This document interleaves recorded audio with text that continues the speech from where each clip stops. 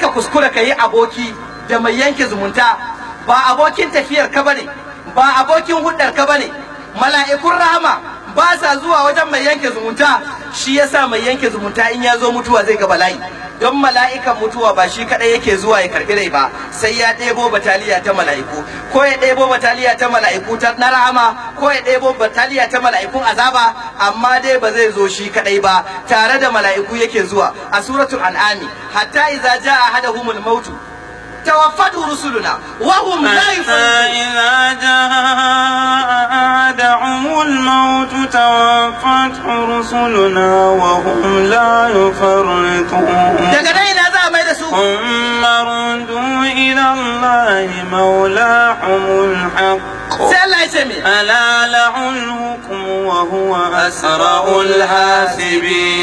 الحاسبين.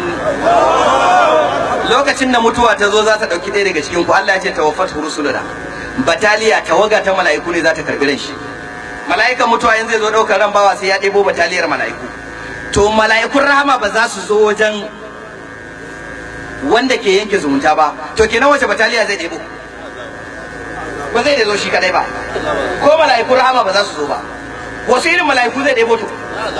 Mala'ikun azaba da bala'i su ɗauko tawul daga wutar jahannama mai kunshe da guba gas ta wutar jahannama a ciki za a sa ran a dauka. Wannan ran kuna jin za a kai shi aljanna? Mala'ikun azaba za su kai ran aljanna? Ina za a kai ran? Jahannama. Shi yasa annabi ya ce mai yanke zumunta ba zai shiga aljanna ba. Hadisi ne manzon Allah sallallahu alaihi wasallam ya ce innal mala'ikata la tanzilu fi qaumin fihim qati'ur rahimi. Mala'iku na rahama ba sa sauka ga mutanen da a cikin su akwai mai ainihin wato yanke wato ainihin zumunta. Shi yasa mala'ikun azaba za a ɗebo ita kanta ran da ta gansu ta firgita, ta razana, ta rasa inda za ta sa kanta, ta ɓuya a cikin lunguna da saƙuna na jiki. Mala'ikun su bita, su binciko ta da ƙarfin tsiya, ana jin ran, ana zaro ta, ana fisgo ta, yana jin raɗaɗi da bala'i, kaman za a zare kayan cikinsa ne gaba ɗaya, kaman za a an sa ƙugiya a cikinsa an kaɗa, ta kamo hanji da hanta da saifa da suye da ƙoda da liver da an fisgo su waje, haka zai ji saboda bala'i. Ana ciro ran kuma mala'ikun azaba za a ba, a tawul na jahannama za su sa mai kunshe da guba ta jahannama, a tafi sama ba za a bude kofar ba domin mala'iku suna da list din sunansa, a sake dawo da shi zuwa kabari ba sai an faɗa maka cewa wannan ya shiga bala'in da bai san karshen sa ba. Me ya jawo masa wannan? Yanke zumunta ne ya jawo masa wannan. Bala'i na tara da ke samun mai yanke zumunta, Allah yana yanke hudar jakadanci ta alkhairi tsakaninsa da shi. Allah zai ce daga yau ba ni ba ka tun da kayan ki kai. Hadisi ne ingantacce, hadisul qudsi. Allah ya ce ana rahman wa hadhihi ar-rahim shaqaqtu laha isman min ismi man wasalaha wasaltuhu wa man qata'aha qada'tu. Allah ya ce ni sunana ar-rahman, ita zumunta na sa mata suna ar-rahim. Ar-Rahman Ar-Rahim. Allah ya ce to daga sunana na ciro sunanta.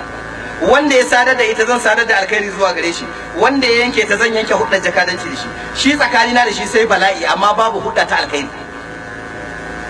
Saboda yayi me? Bala'i na goma, yanke zumunta yana daga alamu na tashin alkiyama. Ya za kai ka samu wannan? Hadisin Abdullahi dan Mas'ud, Allah ya kara masa yadda, ya ce manzon Allah sallallahu alaihi wasallam ya ce, Imam Bukhari ya ruwaito hadisin a cikin Adabul Mufrad, Hakim ya inganta hadisin.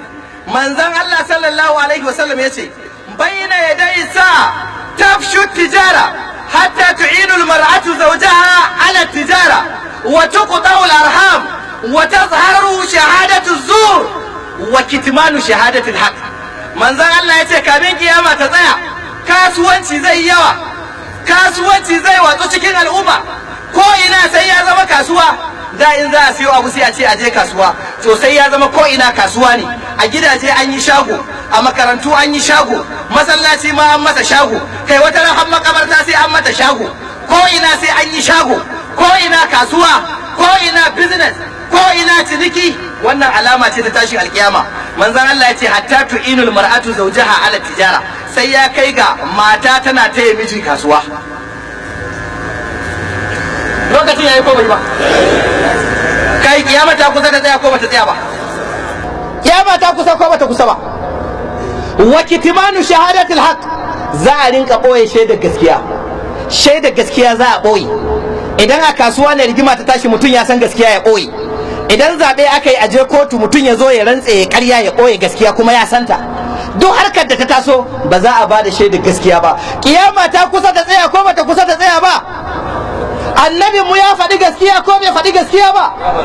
Yana daga alamar tsayuwar kiyama za a yanke zumunta, a wulakanta zumunta, zumunta ta shiga matsala.